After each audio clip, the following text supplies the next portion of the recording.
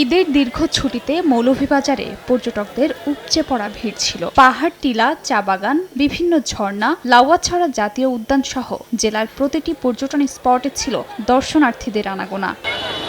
পুরো ছুটির সময় জেলার সব হোটেল, মোটেল, রিসোর্ট ছিল পূর্ণ। তীব্র গরম থাকলেও পর্যটকদের আনন্দে ছিল না ঘাটতি। সবুজ প্রকৃতির মাঝে সব কষ্ট দূর হয়ে গেছে তাদের। টি গার্ডেন আর বানর দেখছি আমরা, অনেক different experience are great experience America থেকে। শ্রীমঙ্গলের সবুজায়ন এবং উঁচু নিচা টিলা সবকিছু আমাদেরকে মুগ্ধ করেছে। পর্যটন ব্যবসায়ীরা বলছেন, অন্য বছরের তুলনায় এবছর পর্যটকের উপস্থিতি বেশি ছিল। তবে পর্যটন শিল্প ও যোগাযোগ ব্যবস্থা আরও উন্নয়নে কোনো পদক্ষেপ না থাকায় আক্ষেপ তাদের।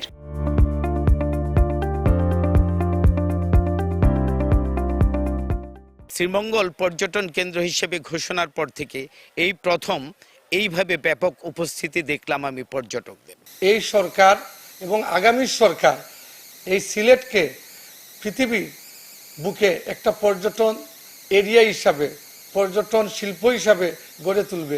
এদিকে পর্যটকদের নিরাপত্তায় ছিল কঠোর ব্যবস্থা, আর জেলার পর্যটন শিল্পে বিকাশে উদ্যোগ নেওয়ার আশ্বাস স্থানীয় প্রশাসনের। নির্বিঘ্নে ঘোরাফেরা করতে পারে, তাদের আনন্দ উপভোগ করতে পারে, সেই জন্য আমরা আমাদের টুরিস্ট পুলিশের পক্ষ থেকে ব্যবস্থা নেওয়া হয়েছে। পর্যটকের ব্যবস্থাপনা, সুষ্ঠু ব্যবস্থাপনার জন্য আমরা সংশ্লিষ্ট সকল মহলের সাথে কথা বলেছি, তাদেরকে আমরা চিঠিও দিয়েছি এবং তারা তাদের যথাযথ ব্যবস্থা নিয়েছেন। পর্যটন ব্যবসায়ীদের তথ্য মতে ঈদের 10 দিনের ছুটিতে মৌলভীবাজারে 1 লাখের বেশি পর্যটক এসেছেন। সময় সংবাদ, মৌলভীবাজার।